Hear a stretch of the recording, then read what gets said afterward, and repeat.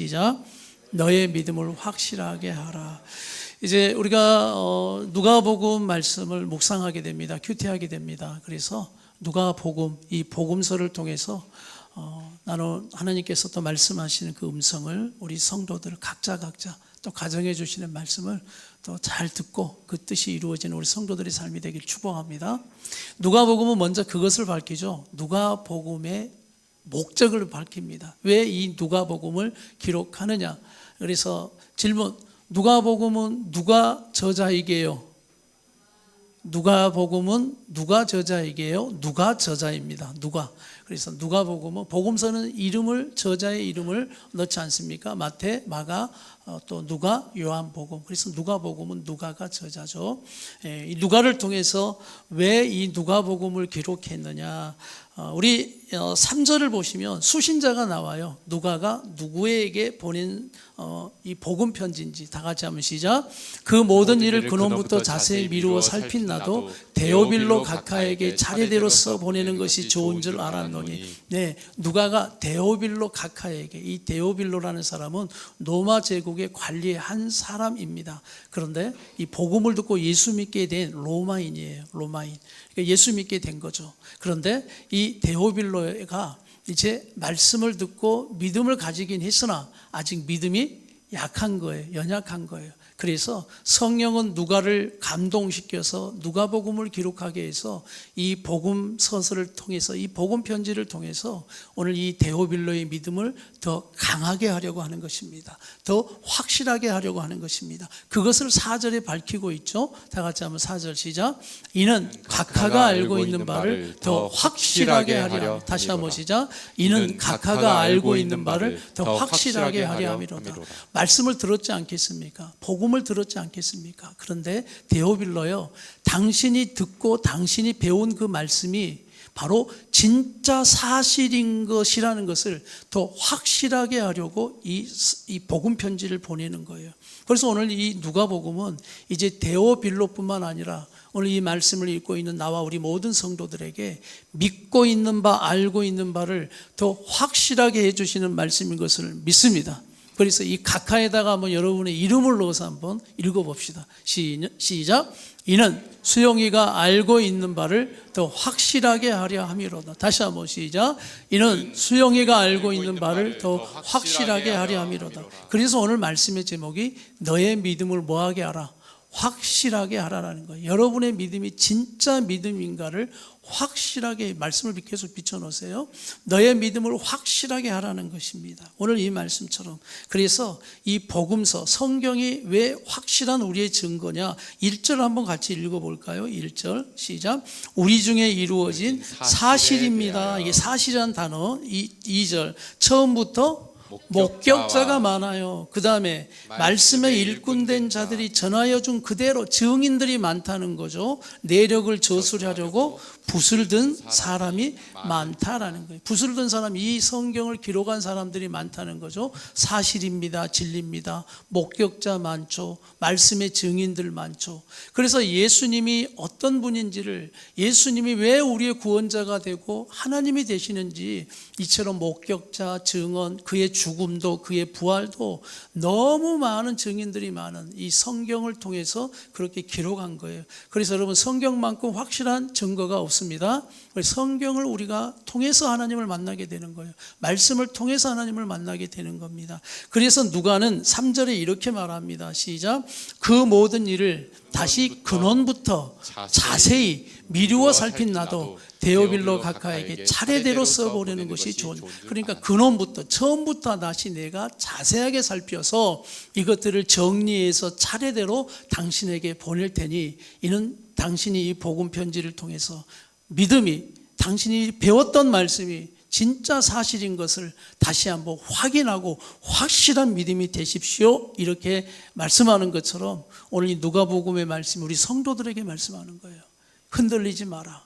여러분이 알고 있고 믿고 있는 이 말씀이 진짜 진리인 것을 믿고 끝까지 이 말씀을 붙들고 가라고 주시는 이 누가복음의 말씀 한 절 한 절이 여러분이 알고 있는 바, 믿고 있는 바가 더 확실해지는 바로 말씀이 되기를 축복합니다.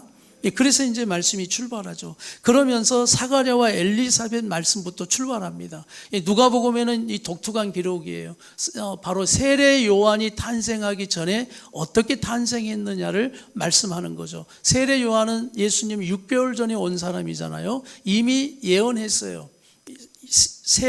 예수님이 오시기 전에 예수님이 오시는 길을 예비할 자를 보내는데 그 예비할 자가 누굽니까? 세례 요한이에요. 요한인데 그 요한이 이 땅에 어떻게 태어났는가의 이제 과정을 설명하는데 그 어머니의 아버지를 말합니다. 사가랴와 엘리사벳이죠. 사가랴와 엘리사벳. 이 제사장의 가문인데 이 사가랴와 엘리사벳 가문을 통해서 하나님은 이 요한을 주실 것을 이미 작정하고 계획하셨다는 거예요. 자, 그러면서 사가랴와 엘리사벳의 이제 기록을 하면서 역시 마찬가지예요. 이 사가랴와 엘리사벳이 제사장 가문이지만 믿음을 더 확실하게 하게 하시는 하나님의 지금 일하심이 이 사가랴와 엘리사벳 가정에도 이루어지고 있습니다. 그러니 나와 우리 성도들의 가정도요, 하나님의 목적이 뭐냐? 여러분의 가정의 믿음이 더 확실한 믿음으로 만들어 가시는 하나님의 모든 과정임을 믿으십시오. 그래서 우리의 모든 일은 우리의 가정의 믿음을 더 확실하게 해주시는 것이고, 우리 아버지들의, 우리 어머니들의 믿음을 더 확실하게 해주시는 오늘 그 일들인 거예요. 자, 우리 5절 한번 읽겠습니다. 5절 시작.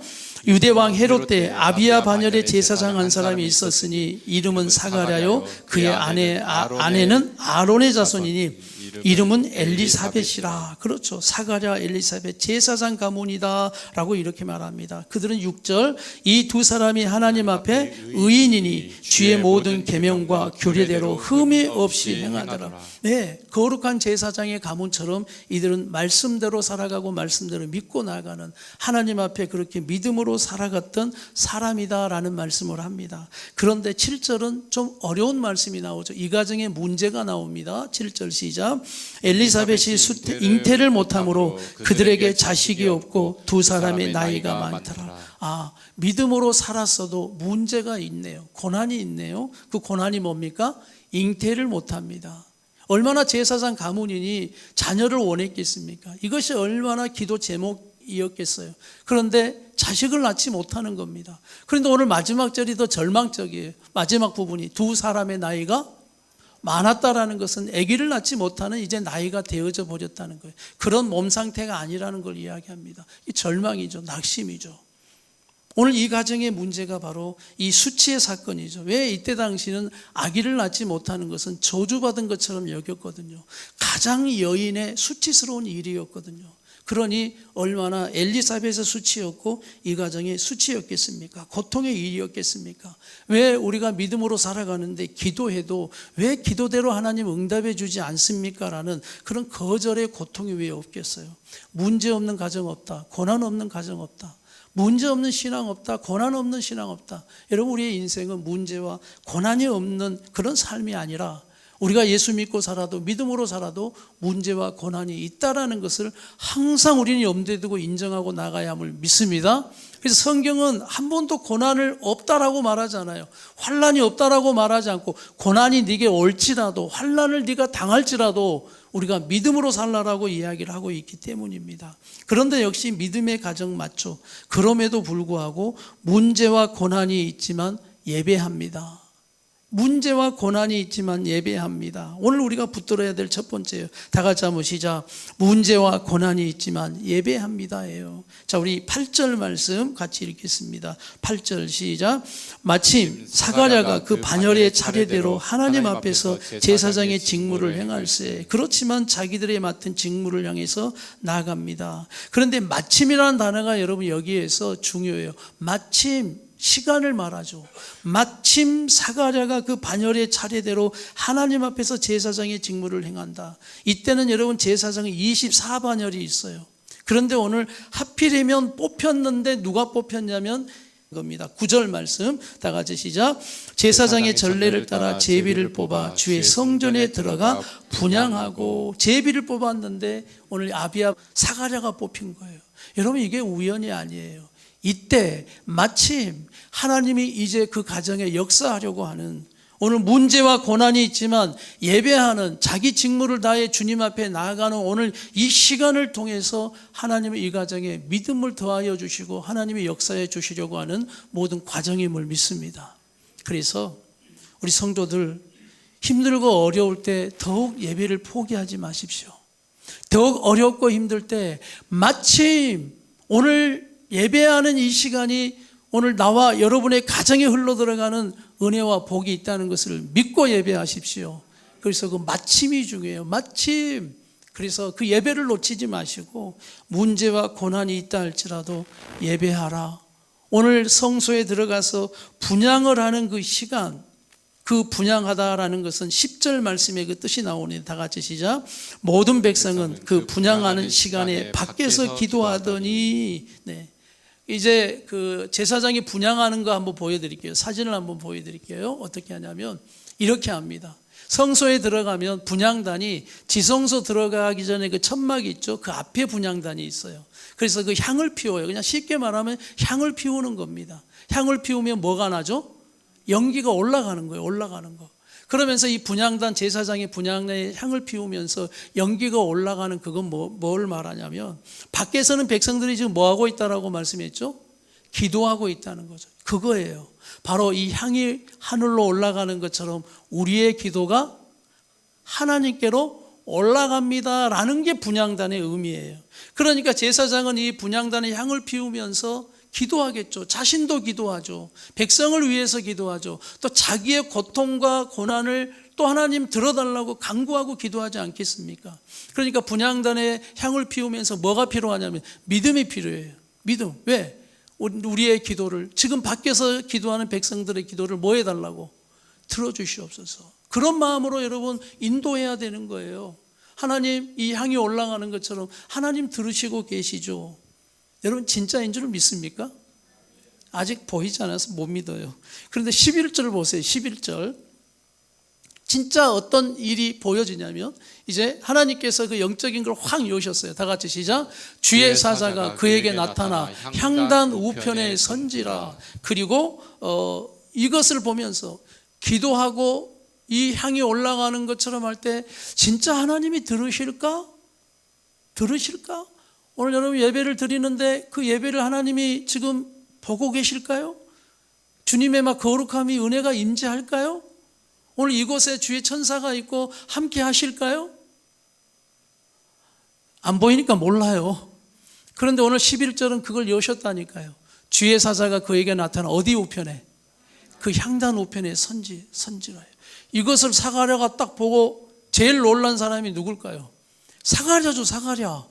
자기가 드리고 있지만은 기도를 드리는데 요즘 그런답니다. 우리 믿음의 사람들이 기도를 했는데 응답이 되면 본인이 놀랜대요. 기도했는데 응답이 되면 본인이 놀랜대요. 오늘 11절 주의 사자가 나타나 향단 우편에 선지라. 보이지 않는 영역이지만 보여지면 이런 역사가 지금 있는데 12절 보세요. 12절. 그래서 사가랴가 이런 거예요. 시작. 사가랴가 보고 놀라며 무서워하니. 당연히 여기는 게 아니라 놀라는 거예요. 그래서 13절 천사가 그에게 이르되 뭐라고 말합니까? 사가랴여 무서워하지 말라. 너의 간구함이 들린지라. 이게 제일 중요해요. 이 향단은 그저 네가 의미적 어떤 그런 형식적으로 올려지는 그 향이 연기가 아니고 오늘 바로 너의 간구함이 내게 들려지는, 하나님께 들려지고 응답되어지는 오늘 그 분향단이라는 걸 누구에게 가르쳐주고 있죠? 사가랴에게 가르쳐주고 있는 거예요. 그래서 문제와 그 고난 속에 우리가 여러분 예배 가운데 오는 게 너무 중요해요. 문제와 고난 속에 우리가 그래도 그 괴로움과 고통을 내가 원망하고 남의 탓을 하고 세상으로 가서 우리가 자꾸 방탕하고 방황하는 것이 그것이 아니라, 풀어지는 것이 아니라 문제와 고난 속에서도 다시 한번 하나님의 이름을 부르고 분향단의 연기처럼 백성은 밖에서 기도하는 간절함처럼 하나님 앞에 기도하고 간구함으로 나가야 하는 것이 바로 우리의 믿음이 되는 줄 믿습니다. 그래서 두 번째는 우리의 간구를 들으시는 하나님을 만난다는 것입니다. 문제와 고난 속에서도 예배하라, 기도하라, 찬양하라. 우리 이 간구를 들으시는 하나님을 만난다는 거예요. 우리의 간구를 들으시는 하나님을 만남으로 우리 믿음이 확실하게 되어지는 겁니다. 그러면서 응답하시죠. 다 같이 한번 그 간구함이 들린지라 라고 말씀하면서 시작. 네 아내 엘리사벳이 네게 아들을 낳아 주리니 그 이름을 요한이라 하라. 이렇게 하나님께서 예언해 주신 대로 말씀해 주시는 겁니다. 그러면서 14절부터는 이 요한을 통해서 어떤 사명이 있고 어떤 일이 일어나는지를 말씀하죠. 시작. 너도 기뻐하고 즐거워할 것이요 많은 사람도 그의 태어남을 기뻐하느니. 이제 요한의 사명이 뭐냐? 이는 그가 주 앞에 큰 자가 되며 포도주나 독한 술을 마시지 아니하며 모태로부터 성령의 충만함을 받아 나시린으로 잘 키우라는 거예요. 그래서 믿음으로 잘 양육하라는 거죠. 이 요한은 이렇게 크고 이렇게 될 것이니 오늘 그가 믿음으로 자랄 수 있도록 성령의 충만함으로 자랄 수 있도록 그를 잘 양육해라. 16절. 이스라엘 자손을 주 곧 그들의 하나님께로 많이 돌아오게 할 것이고 그가 또 누구의 심령?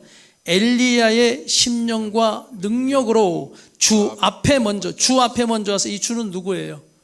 예수님 앞에 먼저 와서 아버지의 마음을 자식에게 거스르는 자를 의인의 슬기에 돌아오게 하고, 다 같이 주를 위하여 세운 백성을 준비하리라. 말라기서에 이미 엘리야와 같은 선지자를 내가 너에게 보내리라 이렇게 약속하고 400년 전에 약속해 주신 예언이거든요. 그런데 그 엘리야처럼 보내는 선지자가 여러분 누굽니까? 세례 요한이에요. 오늘 그 일이 지금 이루어지는 역사의 장면인 거죠. 하나님께서는 우리의 기도를 응답해 주시면서 들으시면서 하나님을 만남으로 우리가 믿음이 더 확실해지고 우리의 믿음이 더 강해진다라는 것입니다. 할렐루야. 그리고 이대로 성경대로 말씀대로 하나님은 이루어 가시는 분인 것을 오늘 사가랴가 알고 있겠죠. 여러분 말라기서는 이미 구약 성경으로 기록된 말씀이기 때문에 이 사가랴는 말라기를 알고 있을까요? 모를까요? 당연히 알죠. 당연히. 기록한 말씀을 왜 모르겠습니까? 그런데 18절 사가랴의 반응이에요. 사가랴의 반응. 다 같이 시작. 사가랴가 천사에게 이르되 내가 이것을 어떻게 할리요? 내가 늙고 아내도 나이가 많으니이다. 믿습니까? 안 믿습니까? 안 믿어요. 여러분 생각해 보세요. 분향단에 향을 피우고 분향단을 막 하는 사람이 제사장이에요. 그러면서 분향단의 연기가 확 올라가면서 그 의미를 누구보다 잘 알아요. 백성은 밖에서 막 기도하죠. 그러면서 제사장은 뭔 기도를 할까요? 하나님 올라가는 것처럼 우리 기도를 하나님이 들으시는 줄 믿습니다 하고 지금 그랬는데 정작 본인이 그걸 하면서도 뭐 하고 있는 거예요? 안 믿는 거예요. 그러니까 우리 신기한 믿음이죠. 기도하면서도 절대 안 믿고 기도해요. 기도는 해요. 그런데 돌아가면서 그래요. 아이고 이건 오래된 일이라서 안 돼요. 이렇게요. 제가 예전에 치유 집회를 이제 그 부목사 때 그 치유 집회를 좀 어떤 유명한 외국 강사가 오셔서 하셨어요. 이제 막 치유가 많이 일어났어요. 그러면서 이제 군데군데 앉아가지고 기도받으려고 기다리고 있는데 제가 저기 그 남자들, 그 나이가 좀 드신 남자분들이 앉아있는데 그쪽 뒤에 이렇게 앉아있는데 그분들 대화가 들리는 거예요. 막 서로 막 나 손을 다쳤는데 이거 기도받을까 말까 막 이런 이야기를 하더라고요. 그런데 한 분이 그러시더라고요. 아, 이건 안 돼. 이거는 10년이 넘었어. 엄청 오래돼가지고 이거는 안 돼, 안 돼. 이러고 있더라고요. 그러니까 자기 생각이죠. 이거 엄청 오래된 상처니까 이거는 안 되고, 예, 이제 그럴 만한 것만 여러분 기도 응답이 된다는 거죠. 이게 여러분 이상한 믿음이에요. 기도하면서도 믿지 않는 믿음, 기도하면서도 기대하지 않는 믿음. 오늘 사가랴는 제사장으로 분향을 드리고 있지만 저는 이 사가랴의 모습 속에 내 모습을 또 대입도 하는 거예요. 목사가 예배인도를 하고 있지만 이 예배가 정말 하나님이 보고 계시고 듣고 계시고 나를 보고 계시고 우리의 마음을 아시고 정말 그러면서 이 예배 가운데 거룩함이 임재하고 은혜가 임재하는 시간으로 내가 알고 있는가? 오늘 그런데 사가랴는 그걸 믿지 않고 있으니 여러분 19절 보세요. 19절 다 같이 시작. 천사가 대답하여 이르되 나는 하나님 앞에 서 있는 가브리엘이라. 이 좋은 소식을 전하여 네게 말하라고 보내심을 받았노라. 여러분 가브리엘은 좋은 소식을 전하는 천사입니다. 그러니까 나는 막 축복하는 거예요. 우리 성도들에게 주님 가브리엘 천사가 임하게 주옵소서. 막 가브리엘이 와야지 다른 것이 뭐 오면 안 되는 거예요. 좋은 소식을 전한다. 하나님이 준비하신 좋은 소식을 전한다. 나는 이 말씀이 우리 성도들에게 복의 말씀이 되길 바랍니다. 하나님께서 가브리엘 천사를 통해서 우리 성도들이 기도할 때 좋은 소식을 준비하여 좋은 소식을 청년들에게 주시옵소서. 우리 성도들에게 주시옵소서.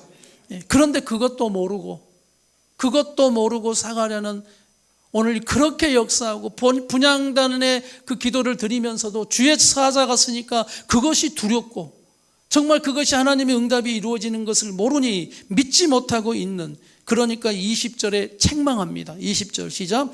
보라, 이 일이 되는 날까지 네가 말 못하는 자가 되어 능히 말을 못하리니, 왜냐하면 이는 네가 내 말을 믿지 아니함이거니와 때가 이르면 내 말이 이루어지리이다 하더라.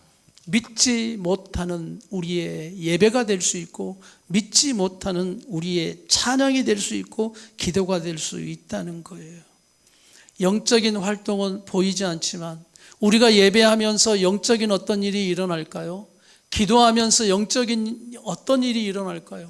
왜 우리가 이 예배와 우리의 기도가 더 진지함으로 가지 못하냐면, 그 눈에 보이지 않는 하나님의 그 영적인 일들을 우리가 다 보지 못하고 있기 때문이에요. 만약 우리의 눈이 열려서 이 시간 우리가 예배할 때 막 주의 천사가 함께 동원되어서 예배하고 있는 것이 보여진다면 여러분 어떻게 될까요? 막 우리 예배가 좀 달라지지 않을 거예요. 막 예배하고 있는데 옆에 막 가브리엘 천사가 와 있어요. 지금 누가 졸겠습니까? 그러면 누가 막 자겠어요? 예배 시간이 더 우리가 가죠. 이 보이지 않는, 그러나 우리의 예배와 기도와 이 찬송 영적 활동에는 이 보이지 않는 분명한 하나님의 일들이 벌어지고 있음을 여러분 믿으시기 바랍니다.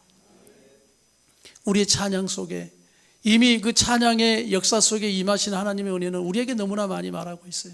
다윗의 찬양 속에 사울의 악신 귀신이 떠나가고 사울의 그 병이 낫는 역사가 일어나는 것처럼 우리의 찬양에 그런 은혜가 역사되어지고 있음을 믿으시길 바랍니다. 바울과 실라가 감옥에 잡혔을 때 찬양합니다. 찬양할 때 그들을 묶고 있었던 착고가 열리고 옥문이 열리면서 열리고 풀리는 역사가 있었던 걸 믿으시길 바랍니다. 우리의 찬양에는 그런 역사가 있는 거예요. 그래서 문제와 고난 속에서도 찬양하셔야 합니다. 예배 가운데 여러분 찬양하셔야 합니다. 그 찬송이 그저 한 노래가 아니라 하나님의 영광을 찬양하고 우리의 마음을 하나님 앞에 아뢰는 기도가 되며 찬양할 때 그 찬양은 보이지 않는 그 하나님의 역사 속에 찬양이 하나님께 올라가며 오늘 그 찬송 속에 임하시는 하나님을 만나게 되고 하나님의 은혜를 여러분 경험하게 된다는 걸 믿으시길 바랍니다. 시편 22편 3절 말씀만 보시겠습니까? 시편 22편 3절 시작. 이스라엘 찬송 중에 계시는 주여, 주는 거룩하시니이다. 오늘 여러분의 한 사람의 찬송 속에 우리 함께하는 성도들의 찬송 중에 계시는 주여, 주는 거룩하시니, 찬송 중에 임하시고 찬송 중에 함께하시는 그 주님. 그래서 나는 찬양을 소홀히 할 수 없고 찬양하는 시간에 내 마음을 다해 전심을 다해 하나님을 찬양할 수밖에 없는 것은 그 분향단의 연기가 그저 어떤 형식적인 것이 아니라 실제로 그 분향단의 연기가 올라가는 것처럼 우리의 기도와 찬양은 올라가고 있다는 것을 다시 한번 말씀을 통해 깨닫기를 바랍니다. 역대하 5장 13절 말씀만 보실까요? 역대하 5장 13절 다 같이 한번 시작. 나팔 부는 자와 노래하는 자들이 일제히 소리를 내어 여호와를 찬송하며 감사하는데 나팔을 불고 재금치고 모든 악기를 울리며 소리를 높여 여호와를 찬송하여 이르되 선하시도다 그의 자비하심이 영원히 있도다 하며 그때 여호와의 전에 구름이 가득한지라. 여러분 우리가 드럼을 치고 피아노를 치고 어느 땐 기타를 치고 함께 악기를 동원해서 소리를 지르며, 그러니까 예배는 성경에서 말하는 예배는 조용한 예배가 별로 없어요. 큰 소리로 치고 막 이렇게 하라고 말씀하셨으니까.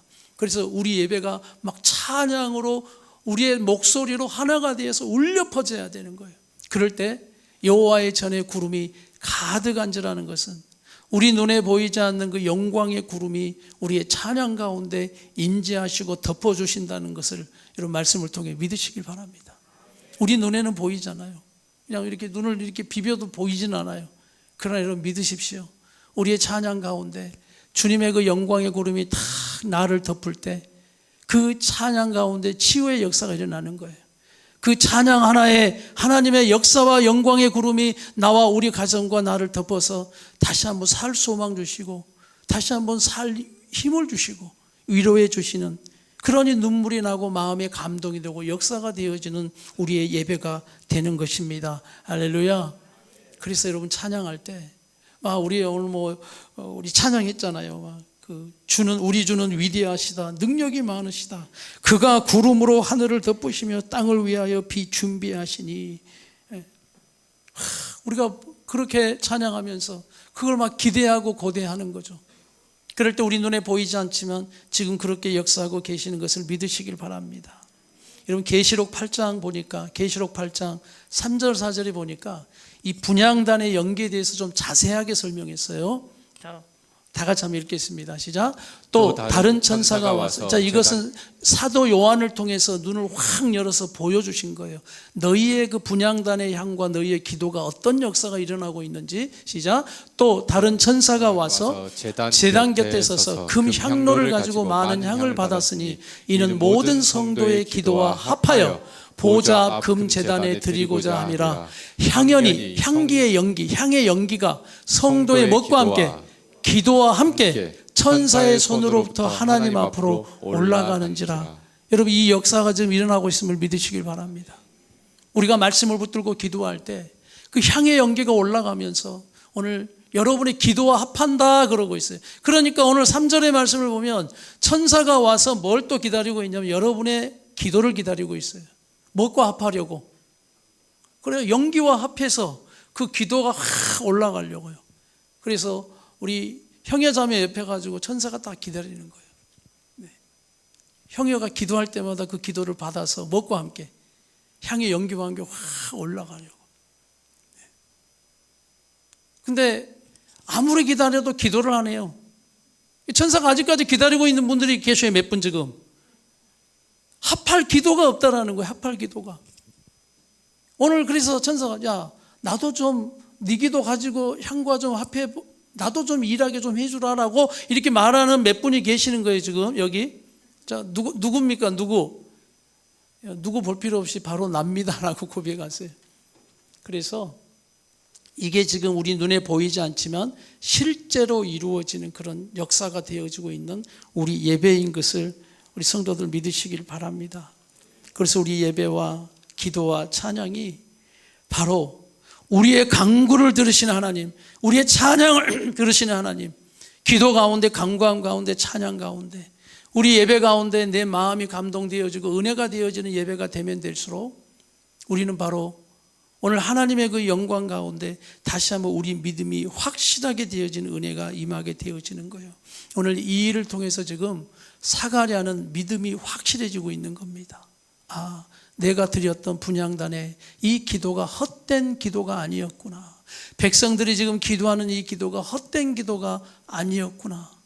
기다림이 있지만, 시간이 있지만, 주님, 내가 성도들을 위해서 기도하고 또한 내가 말씀으로 애쓰고 섬기고 있는 이것이 헛된 너의 설교와 헛된 너의 예배와 헛된 너의 간구함이 되지 않게 하리라. 오늘 가브리엘처럼 좋은 소식을 주시고 우리 성도들 역시 지금 우리 가정을 위해, 우리 자녀들을 위해서, 지금은 눈에 보이지 않고 현실은 어렵고 문제와 고난이고 어렵지만 그러나 예배하며 우리가 기도하고 간구함을 들으시는 하나님을 만나는 우리 성도들 되게 주시옵소서. 그러므로 우리가 다시 한번 믿음이 자라게 하시고 확실한 믿음, 흔들리지 않는 믿음으로 오늘 주님은 그렇게 역사해 주시는 거예요.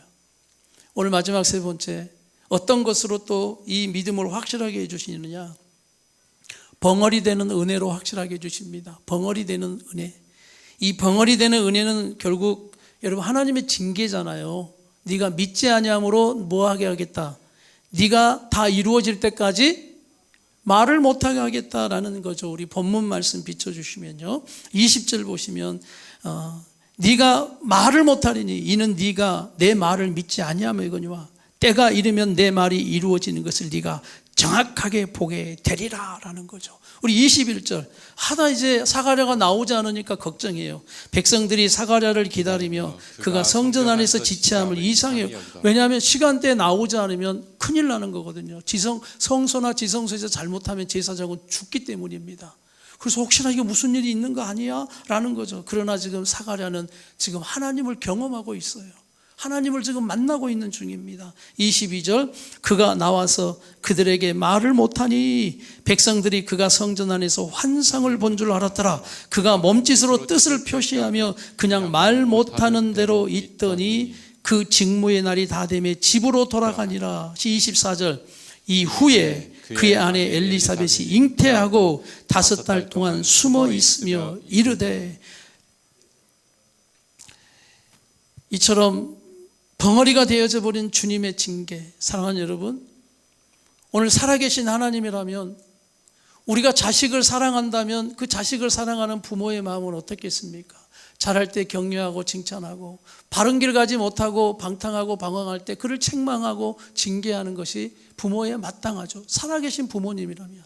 우리 하나님께서 살아계신 우리 하나님 아버지이시기 때문에 하나님의 징계는 우리를 버리는 것이 아니라 결국 살아계신 하나님 아버지가 우리의 아버지인 것을 바로 말씀해 주시고 그것을 가르쳐 주시는 것임을 믿으시길 바랍니다. 우리 히브리서 12장 6절에서 8절 말씀 같이 한번 읽겠습니다. 시작.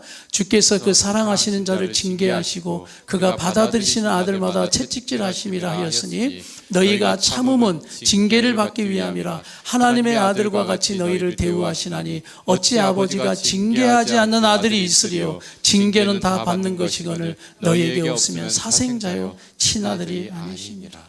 바로 이 벙어리 되는 징계를 통해서 사가랴는 하나님의 살아계심을 경험하게 되는 거예요. 그러니까 오늘 저는 이런 좀 깨달음도 있어요. 참 이 믿음이 없을 때, 또 우리가 믿음이 없을 때 하나님의 그 뜻과 역사를 바라고 나가는 게 쉽지는 않아요. 그런데 적용해 볼 게 있어요. 저도 적용을 했는데, 믿음이 없는데 하나님은 우리 가정에 뭔가 일을 이루어 주시고 역사해 주시면 좋겠다. 하나님의 오늘 징계의 은혜, 오늘 벙어리 되는 은혜가 임하면 좋겠다라는 적용을 하는데, 다 같이 하겠습니다. 믿음이 없으면 벙어리라도 되라. 그러니까요. 오늘 이 적용을 우리 부모님들이, 특히 아버지들이 집에 가서 벙어리 되는 은혜로 살아가시길 바랍니다. 말을 어떻게 하라는 거예요? 말을 하지 마요. 왜냐하면 믿음이 없는데 뭐는 많아요? 말은 많아가지고 고장을 더 낸다고요. 제가 그랬다고요. 제가 하나님의 좀 역사, 하나님이 인도하심, 하나님이 우리 자녀들을 다 인도해 주실 것인데 좀 그들의 지금 모나고 힘들게 하고 하는 것이 못마땅하고 그거 고쳐보려고 믿음 없이 덤벼들였다가 하나님께서 이렇게 말씀하는 거예요. 너는 어떤 은혜가 임해야 된다? 벙어리 은혜가 임해야 된다. 그래서 저에게 그 은혜를 주셨다고요. 네 앞으로 네 입을 금하라. 벙어리 되라. 정말 그 말씀을 적용했어요. 벙어리 됐어요. 벙어리. 그래서 그냥 할렐루야 보면 할렐루야 그래. 우리 막 어제도 막 급하게 이제 뭐 주양을 한다고 우리 딸이 이제 방에서 나가더라고요. 저는 서재에 있었는데 모른 척하고 있었어요. 그런데 나가면서 엉망을 해놓고 가잖아요. 그래서 확 나오면서 엄마한테 그래요. 엄마 갔다 가서 집을 깨요 그래요. 그러면 이제 사모님도 벙어리 되는 은혜를 경험했기 때문에 다른 소리 하잖아요. 잘 다녀와. 알았어. 하고 막 할렐루야 하고 맞춰요. 갔다 와서 뭘 치워요? 뭘 치워? 갔다 와서 그대로죠, 그대로. 예. 그러나 그런 거 하나 때문에 예전에 이 입이 가만히 있지 못해서 입으로 다 방정을 떠는 거예요. 이 입으로 하나님이 하는 일을 다 망치는 거예요. 오늘 사가랴가 일을 망치고 있는 건 이 입 때문이었어요. 믿지 못해 말하고. 그러면 이 벙어리 되는 은혜는 징계지만 결국 이 사가랴의 믿음이 더 높아지는 바로 그런 일이 된 것처럼 오늘 그래서 제가 나와 우리 성도들 벙어리 되는 은혜를 경험하자고 말씀하는 겁니다. 이거 경험하면요 진짜 우리 아빠들 집에 가서 우리 자녀들한테 말만 안 해보세요. 놀라운 하나님의 역사가 일어납니다. 그냥 웃기만 하세요. 웃기만. 할렐루야, 뭐가 돼도 되겠지, 이렇게요. 하나님이 인도하신다, 뭐 이렇게. 하나님이 함께 하신다, 할렐루야. 방에 들어가서 엉망이 봐도 할렐루야 하세요. 그냥 그놈이 살아있는 것만으로도, 건강하게 지내는 것만으로도, 그 아이들이 뭔가 헤쳐나가고 있는 것만으로도.